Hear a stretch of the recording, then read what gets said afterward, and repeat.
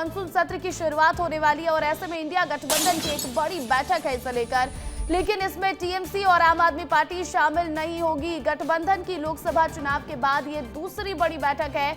Online meeting में सभी नेता शामिल होंगे, लेकिन आम आदमी पार्टी और टीएमसी इसमें शामिल नहीं होगी। तो देखिए, संसद का मॉनसून सत्र शुरू होने वाला है। 21 जुलाई से मॉनसून सत्र की शुरुआत होगी और ऐसे में इससे पहले जो इंडिया गठबंधन है वो एक बड़ी बैठक करने जा रही है। आपको बता दें कि टीएमसी और आम आदमी पार्टी इस बैठक में शामिल नहीं होगी।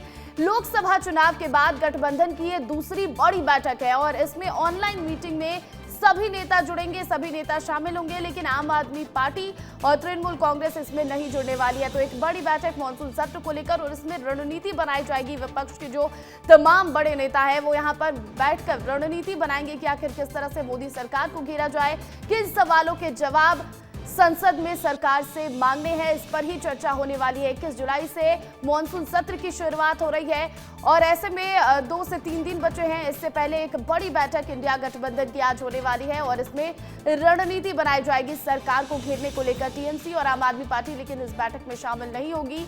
गठबंधन के लोकसभा चुनाव के बाद ये दूसरी बड़ी बैठक है और ऑनलाइन ये मीटिंग रखी गई है। ऑनलाइन इस बैठक में सभी नेता शामिल होंगे, जितने भी तमाम बड़े नेता हैं वो इसमें शामिल होंगे।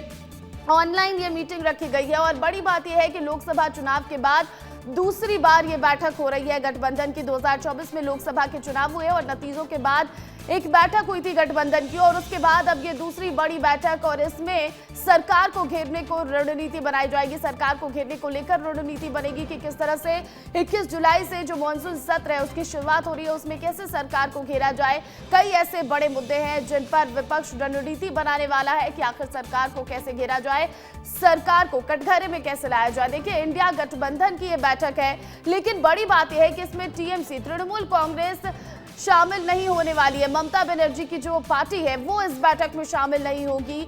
तो वही इसी के साथ आम आदमी पार्टी भी इस बैठक में शामिल नहीं होगी। गठबंधन की लोकसभा चुनाव के बाद ये दूसरी बड़ी बैठक है और इस खबर पर अधिक अपडेट के साथ अमृत तिवारी लाइव जुड़ गया। अमृत, देखिए, ये दूसरी बड़ी बैठक लोकसभा चुनाव के बाद हो रही है गठबंधन की। किस तरह से रणनीति बनाई जाएगी इसमें सरकार को घेरने को लेकर, और टीएमसी और आप शामिल नहीं हो रही है, इसको लेकर क्या जानकारी?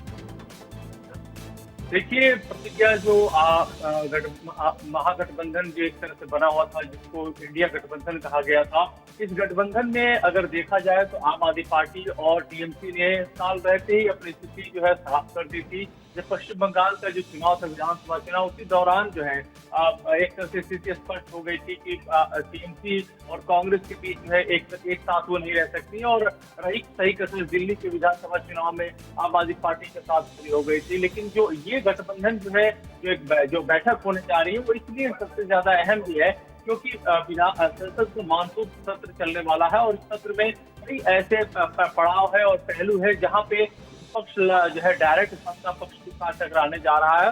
और सबसे बड़ी बात है कि कांग्रेस ने पिछले दिन ही ये मुद्दा तय कर दिया था कि संसद के मॉनसून सत्र के दौरान वो ऑपरेशन सिंदूर को लेकर के और बाकी और मुद्दों को लेकर के काफी हमलावर रहने वाली है और सवाल जो है सरकार से पूछेगी।